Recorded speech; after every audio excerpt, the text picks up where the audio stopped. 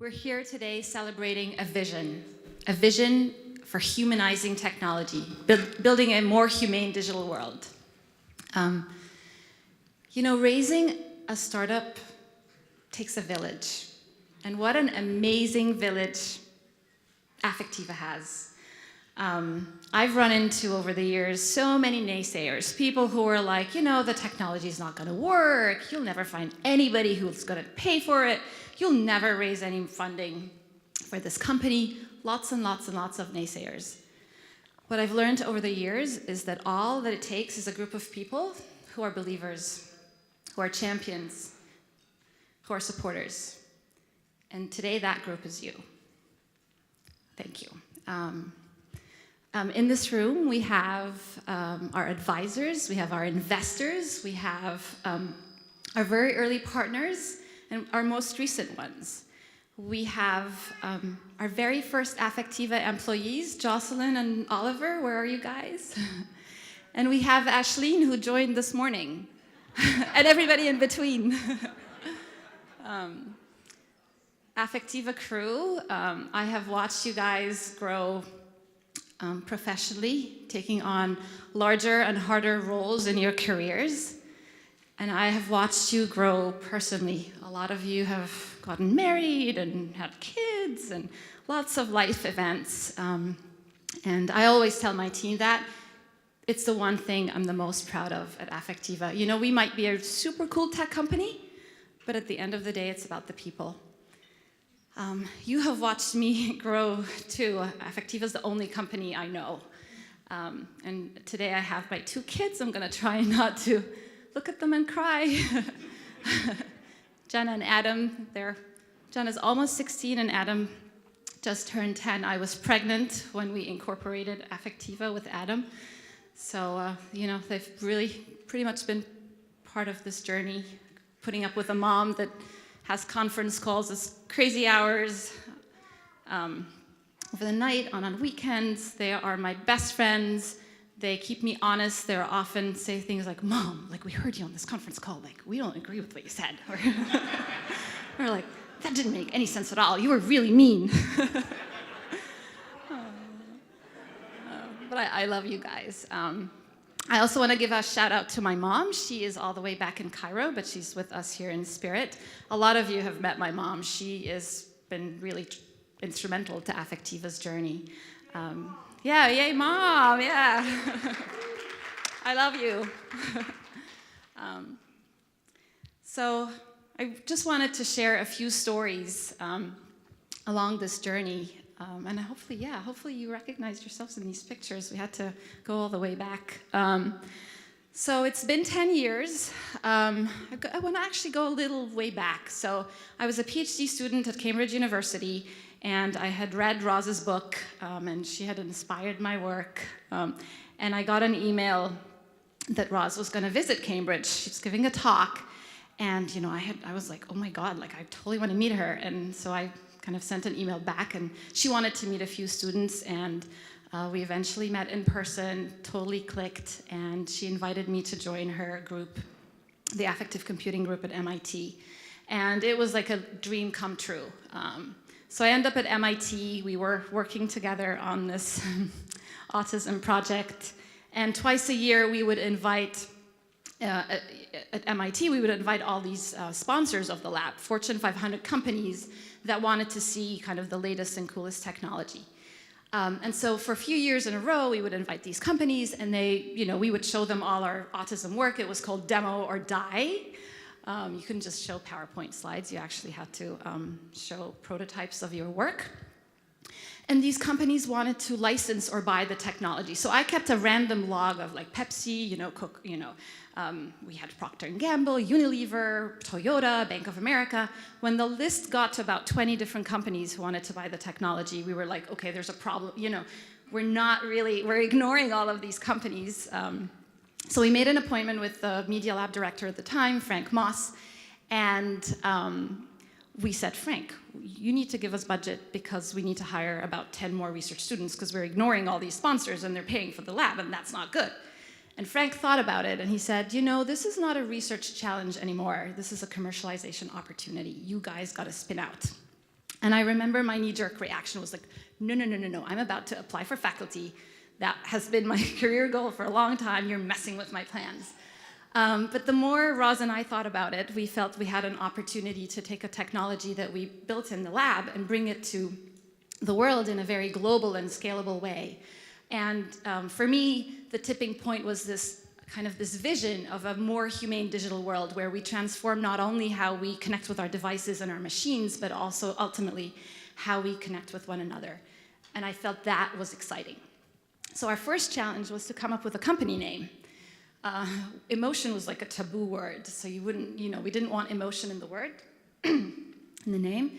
And we ended up going for affect, which is a more scientific, less feminine word for emotion. And so Affectiva was born. We incorporated, use some water. Okay. And then our next challenge was to raise money for the company. At MIT, the process of spinning out is perfected down to a science. Thank you. It's perfected down to a science. So the moment we expressed interest in spinning out, we were assigned to the venture mentoring service at MIT, about 10 or so people who have experience starting companies. And one of my favorite stories of that period, we got an email from a prospective investor, and he said, "Send me the BS." And I was like, the only BS I know, I can't send over email. So we forwarded that note, Roz and I forwarded that note to one of our mentors at the Venture Mentoring Service, and he said, "Duh, it's a balance sheet." So I was like, okay, this is gonna be a steep learning curve, and it has been. And then in the fall of 2009, Roz and I went on the Sandhill Roadshow in Silicon Valley to raise money from investors. Adam tagged along because he was still kind of breastfeeding him. And we get there, and you can imagine, so 2 women scientists, one Muslim wearing the hijab, which I did at the time, pitching an emotion company to mostly older white guys. You can imagine how that went. But we persisted. There was one day when the babysitter bailed on me, and I had to take Adam to the pitch. So I put him in a car seat, walked into the investor office. There was a really sweet lady sitting by the desk, and I was like, "Could you please take care of him while I just do 1 hour investor meeting?" And she was really kind, and Adam, you were even kinder. You did not peep or anything. But we persisted, and we raised money from the guy who wanted the BS. And this is Peter Wallenberg. They're a Swedish family, and Hans Lindroth, who's his managing director, is still our chairman. So they've been really committed to the company on our team, and very grateful. In 2011, we knew we were running out of money. Actually, Adam and I were in Boston, and Jenna was in Cairo when the Arab Spring broke out, and we lost internet and phone access, or Egypt lost internet and phone access for a number of days. And I was really concerned that, how am I going to unite with my daughter again? So it was quite tough. And again, I turned to the Affectiva team. I emailed everybody, and I said, "Okay, it's Saturday tomorrow. I'm just like going nuts because I can't reach Jenna. We're going to have a strategy meeting." Everybody showed up over the weekend. We had a very successful strategy meeting. And I just realized that often over the course of the past 10 years, there were a lot of things I couldn't control, but I felt that at least I can control some stuff at Affectiva, and I just threw myself into this company. I often think of Affectiva as my third kid. So anyways, just about that year, we knew we were running out of money. We wanted to raise more money. Roz and I, and actually Jocelyn and Oliver, when we first started, we agreed that we were only going to do business in industries where we felt it matched our core values of respecting people's data privacy, respecting, having integrity around the science, and ensuring that there's consent and that it's being used to help people. In 2011, our core values got tested. We got approached by the venture arm of a security agency who wanted to put about $40 million in the company.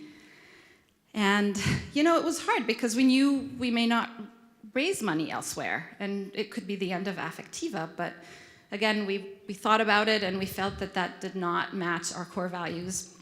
And we turned the money down, and we were able to raise money from amazing partners, WPP, who's helped bring our technology to 87 countries around the world. So this has been the longest and craziest emotion roller coaster of my life. But I'm very grateful. We've achieved a lot of things to celebrate. We're a company of firsts. We defined and named the category of emotion AI, artificial emotional intelligence. It's now a multi-billion-dollar industry. We're doing it all over again with human perception AI, basically algorithms that understand all things human. Not just your emotions, but your cognitive states, your behaviors, your activities, your interactions, and compiling all of that data and making it available to our devices. Very excited to share some hot news hot off the press. We just raised $26 million.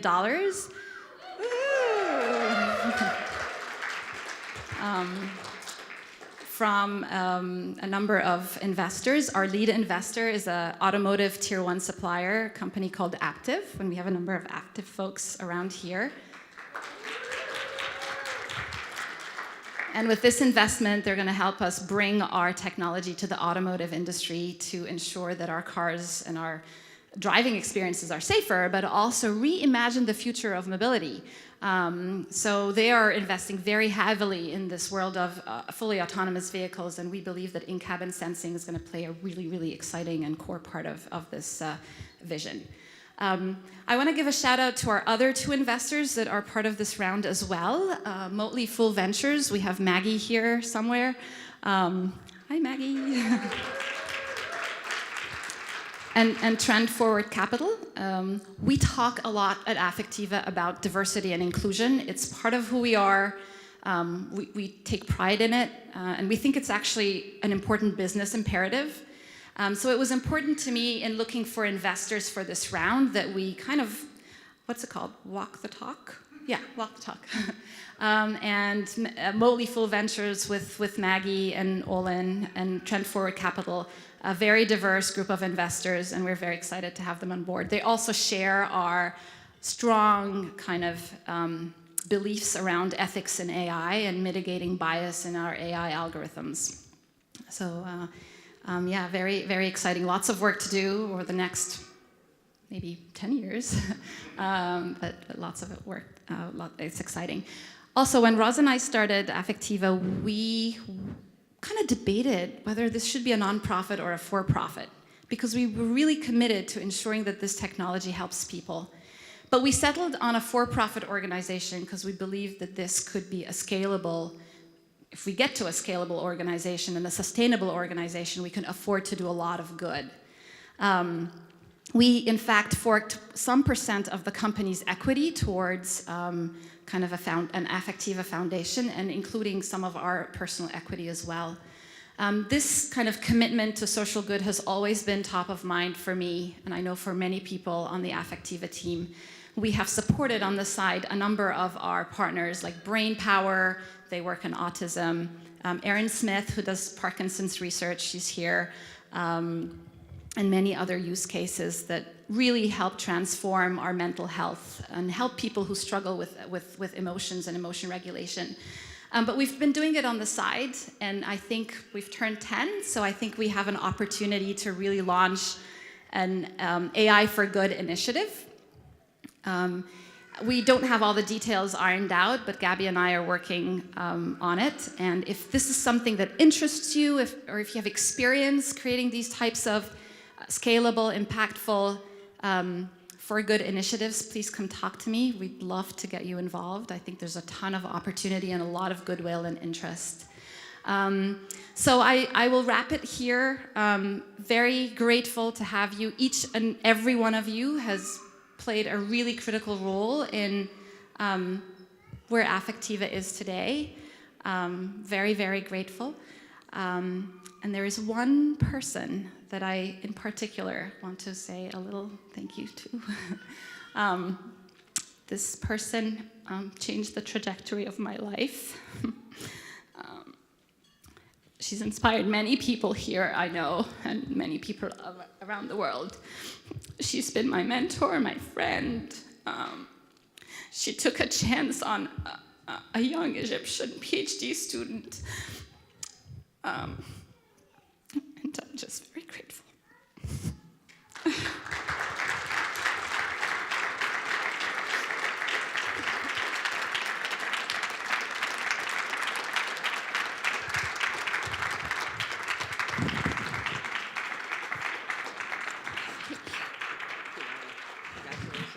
Oh my goodness.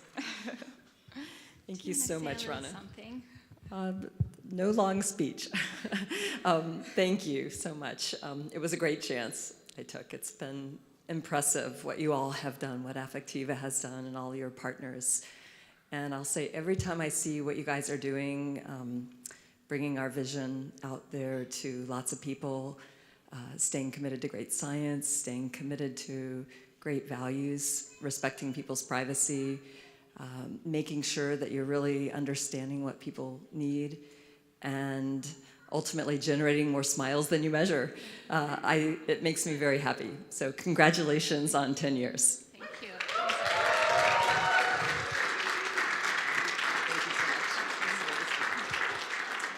All right, let's have some fun. Thank you.